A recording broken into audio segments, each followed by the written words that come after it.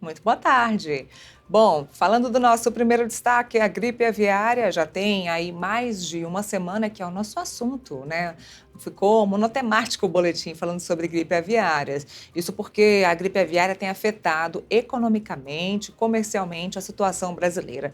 Isso porque o Brasil é o maior exportador de aves de frango para fora do país. Então, mais de 160 países são consumidores da carne de frango brasileira, o que causa um grande problema aqui para o nosso país. Na semana passada, a gente comentou sobre os impactos financeiros, econômicos, comerciais desse problema da gripe aviária e um dos contextos que a gente trouxe aqui para vocês foi a questão do regionalismo. Alguns países entendem que devem exportar a carne brasileira, a carne de frango brasileira, fora da região que foi afetada pela gripe aviária.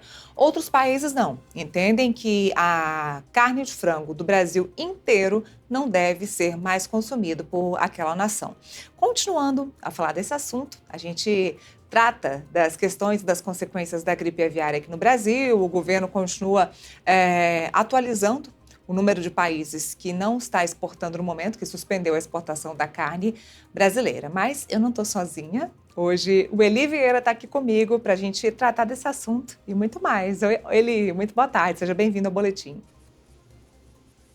Boa tarde, Neila. Pois é um assunto importante, você falando que a gente está meio repetitivo aqui, mas é realmente importante e quanto mais atenção a gente demonstra esse assunto, mais os outros países estão vendo que a gente está preocupado, tanto a imprensa, quanto o agro, quanto o governo. Acho que é uma tripartição de atenções sobre o problema, para o problema passar logo. Eu acho que vai passar, né? As suspeitas em outros lugares fora do Rio Grande do Sul não foram confirmadas. Ontem mesmo o governador do Rio Grande do Sul desconfirmou aquela suspeita em uma pessoa, um trabalhador da granja lá de Montenegro, né? E o problema da granja, para partir para o assunto logo, é que ela é uma matrizeira. O que significa isso? No linguajar da pecuária, uma matriz é aquela fêmea reprodutora. Então, são galinhas poedeiras de ovos fecundados para fazer mais frango, mais galinha pelo país afora.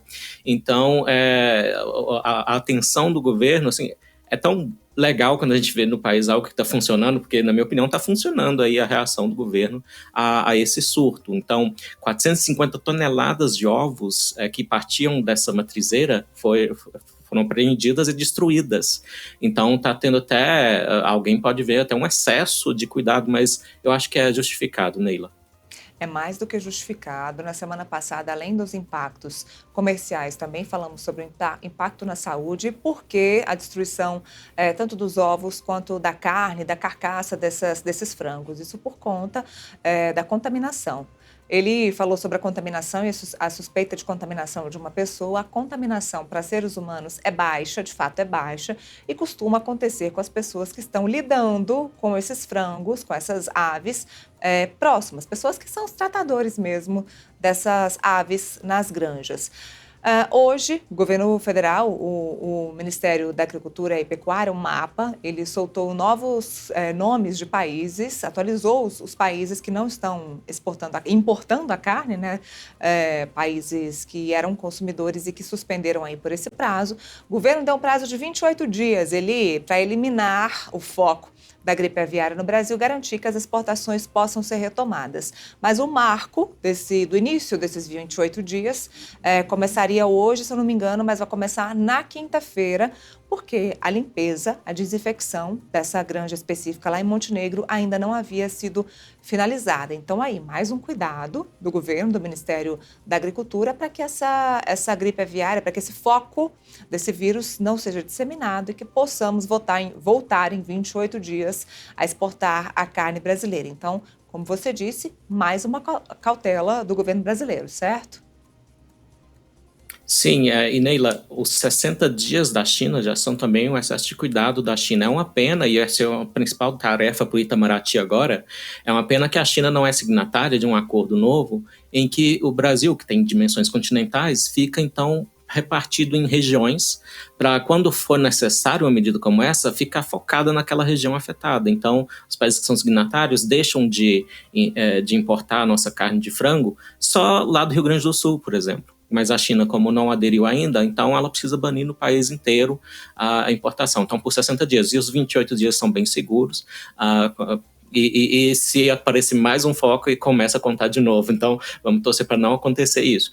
Mas, para realçar aqui como está dando certo, acho que o brasileiro quer ouvir isso, que dá certo nesse país, é que a gente está escapando desse problema já desde 2021. Esse vírus ele é conhecido desde 2005, inclusive a capacidade dele de infectar. Mais antigo ainda, mas essa variante específica, H5N1, ela passou por uma mutação aí que se espalhou muito rápido pelas aves silvestres, foi uma coisa horrorosa, assim, 200 milhões de aves silvestres mortas lá no Peru, por exemplo, e nas aves, né, no frango, nas aves domesticadas aí da pecuária, os Estados Unidos perderam 170 milhões de aves desde 2022, né? E o Brasil, lá na granja de Montenegro, foram 17 mil aves. É muita coisa, mas comparado com o problema em outros países que já têm mais tempo, como os Estados Unidos, é muito mais. A União Europeia teve que abater 50 milhões de aves. O Reino Unido teve um prejuízo de 84 milhões de libras, né? Então, assim, é uma indústria muito forte, né? No Brasil, em 2022, foram 10 bilhões de dólares aqui que entraram no país graças à carne de frango exportada. Então, é muito importante para todos nós, né? A saúde da economia, em geral, depende de setores fortes, como o agro no Brasil. Então, vamos aí continuar torcendo para que dê tudo certo, nenhum outro surto apareça. Você falou sobre gripe aviária nos Estados Unidos. Os Estados Unidos foram o país que constataram a presença do vírus H5N1 também em vacas, em gado. Houve uma transformação do vírus, lembrando que esse vírus, a gente já entrevistou especialistas aqui no boletim, o vírus ele não é transmissível das aves para os mamíferos, mas nesse caso específico houve uma mutação aí, então, mudança do vírus para que ele saísse das aves e fosse para as vacas. Mas como a gente já alertou aqui, a gente alerta, mas também tranquiliza, que o vírus ele não é facilmente transmitido para os humanos. Mas falando em transmissão, Brasil, que é signatário, e houve a aprovação da OMS, Organização Mundial da Saúde, pelo Tratado das Pandemias. Aprovação importantíssima, até mesmo por conta da Covid-19, depois de todo mundo ter passado aí por uma pandemia de Covid-19, termos ficado presos em casa por conta da Covid-19, a questão das gripes, no geral, e dos vírus vem sendo avaliada constantemente. Nesse caso agora, ele vai trazer para a gente a aprovação desse Tratado das Pandemias que aconteceu, se não me engano, hoje, foi ontem ou hoje, foi dia 20, Eli? Ontem foi confirmada a votação, Neila, foi no dia 19. Então, a maioria, ninguém votou contra, tá? De mais de 100 países, membros do OMS, ninguém votou contra, mas houve 11 abstenções. Abstenções como Israel, Irã e a Itália. Então, assim, se tem algum padrão nessas abstenções, são países agora com governos mais conservadores e nacionalistas, tradicionalistas, que têm uma desconfiança, né, contra o que eles chamam de globalismo, que são essas organizações. O Javier Milei, a outra menção que eu tenho que fazer, porque a Argentina ela está saindo do OMS, junto com os Estados Unidos. Então, os Estados Unidos em janeiro, Donald Trump decidiu sair da OMS, a Argentina em fevereiro. E não dá para sair assim do nada, não basta dizer estou saindo, leva um ano o processo de saída. E é um baque para a OMS, que é uma coisa que também teve atenção nesse Tratado das Pandemias, porque os Estados Unidos eram responsáveis por 15,6% do orçamento da OMS. Então, uma das coisas que esse Tratado das Pandemias faz é aumentar um pouquinho ali a contribuição obrigatória dos países membros, mas a OMS também se comprometeu a dar uma cortadinha nos gastos, uns 22%. Né? Então, você tem razão em dizer que é um tratado importante, especialmente em questões como compartilhamento de dados, né? Para um compartilhamento de dados ser mais ágil entre os países. Dados como, por exemplo, o sequenciamento do material genético dos vírus. Né? A gente soube com o tempo que a China, por exemplo, ela demorou 2 semanas cruciais entre 28 de dezembro de 2019 e 11 de janeiro de 2020 para compartilhar com a OMS o material genético do vírus. Então, ela colocou num banco de dados, descobriram um caso disso, que ela colocou num banco de dados chamado GenBank, que é americano, mas demorou essas 2 semanas. E 2 semanas pode parecer pouco, mas era um período crucial em que a pandemia estava se espalhando para outros países, estava virando uma pandemia ainda, né? Então, é um ponto do tratado que com certeza é positivo. E eu notei, né, que eu estou acompanhando esse caso há um tempo, que de um rascunho muito polêmico chamado Rascunho Zero de 2023 para cá, deu uma atenuada em alguns pontos. Por exemplo, a OMS estava chamando por combate à desinformação, que é um tema muito politizado e polarizado também. O texto final ficou mais ameno, esse negócio de combater a desinformação, porque soa como uma coisa militante, né, de ir lá e censurar, né, essa é a preocupação principalmente da direita. Mas agora o texto novo aprovado é mais educação, a coisa de educação e alfabetização científica da população. Até porque há uma necessidade realmente de educar a população sobre vacinas, tem muita desinformação circulando pelas redes sociais. Esse assunto vacina está voltando agora com a questão da vacina da gripe, né? Aqui no Distrito Federal, por exemplo, filas nos postos de saúde para vacinação, mas muita gente deixando de se vacinar, por conta das questões que foram trazidas à tona à época da Covid-19, da desinformação mesmo da vacinação aqui no Brasil. Então, muita gente deixou de se vacinar e doenças que já eram tidas como erradicadas aqui no Brasil, agora estão voltando. Doenças muito básicas que foram combatidas lá na década de 80, da década de 90 e que estão voltando por conta aí dessa desinformação e das notícias falsas por conta da vacinação. Então, momento agora de vacinação da gripe e o governo aí fazendo a sua campanha de vacinação, porque muita gente tem deixado de se vacinar. Eu mudei um pouco de assunto, porque me lembrei também de uma outra coisa, assim. Falando de vírus e de mutação genética de vírus da Covid e de H1N1, H5N1, aqui no Brasil há uma pesquisa com morcegos que é feita no Ceará, em parceria com a Universidade de Wuhan, Universidade da China, de Tóquio, de Wuhan, com brasileiros, ou seja, compartilhamento aí dos genes, compartilhamentos dos vírus, para estar sempre investigando se os morcegos aqui no Brasil apresentam os vírus que também são apresentados lá na China, ou seja, uma troca de informação aí entre os países, estudando mais uma vez esse comportamento e mutação genética, que não é nada mais do que é falado aí na questão do Tratado das Pandemias, né? Neila, é importante esse trabalho de monitoramento do que a gente chama de reservatórios animais de vírus de importância para a saúde humana, como são os coronavírus, uma família de vírus, né? Este Instituto de Virologia de Wuhan, que está em colaboração com o Brasil aí, tem pontos polêmicos aí da investigação de vários países, inclusive os espiões lá, a agência de inteligência da Alemanha, disse há poucas semanas, poucos meses atrás, que desconfia que esse vírus escapuliu do laboratório. Mas porque lá tinha realmente, o que a gente tem que reconhecer, o Instituto de Virologia de Wuhan fazia alterações genéticas nesses vírus, para até o que chama ganho de função.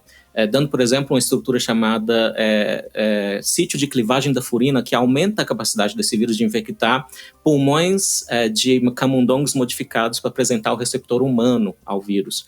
Então, assim, tem muita coisa polêmica nisso, Neila, mas eu vejo como positiva a ciência chinesa, é muito importante no cenário global e nada contra a colaboração aí com o Brasil, né? Mas, só voltando um pouquinho às vacinas, já que a gente está um pouquinho mudando de assunto, mas a gente tem que entender por que acontece a hesitação vacinal, né? Eu acho que uma coisa que a população tem que saber é a diferença entre as vacinas clássicas, que essas aí que protegem as crianças de problemas como poliomielite, uma coisa que sumiu agora e tinha muito no começo do século XX, aquele pulmão de aço. A criança perdia a capacidade do diafragma, do músculo diafragma de respirar e precisava passar a vida inteira dentro de uma máquina para conseguir respirar. Imagina uma coisa dessa. Então, as vacinas são realmente um grande avanço para a humanidade. Agora, essas vacinas que eram mais reatogênicas na pandemia, o que é reatogênico? Você passa mais mal ao tomar mesmo.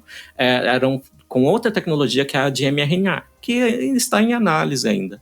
Então, salvaram muitas vidas, mas também faziam muita gente passar mal. Então, está aí uma explicação, pelo menos, para a hesitação vacinal. Eu acho que não ajuda, seja o governo ou comentaristas, só apontar o dedo na cara das pessoas, né? Tem que entender por que motivo elas agem como agem e acreditam no que acreditam.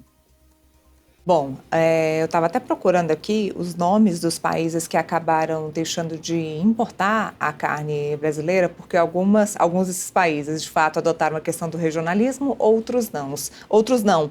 Mas, além da China, tem vários outros países. No primeiro dia que a gente falou desse assunto, a gente entrevistou, eu não vou me lembrar quem nós entrevistamos, mas uma pessoa especialista em comércio, do agronegócio, e ele disse o seguinte: olha, a gente pode ficar tranquilo, porque esses países, no momento era a China e mais um ou outro, esses países que suspenderam a importação da carne brasileira, eles não são nem tantos por cento dos importadores, dos consumidores, só que o número cresceu absurdamente. Então, do momento que nós fizemos essa entrevista e que isso de fato não era pesado para a economia do Brasil, hoje já é. A gente já tem muitos nomes aqui.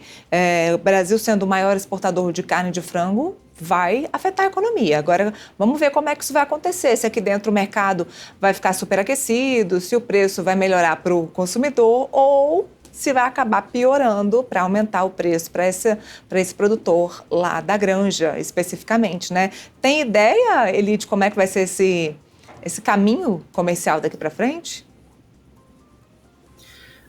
Neila, como essa granja, né, afetada, como eu disse, ela é uma matrizeira, ela produz as galinhas que vão produzir mais galinhas, então tem um efeito multiplicador.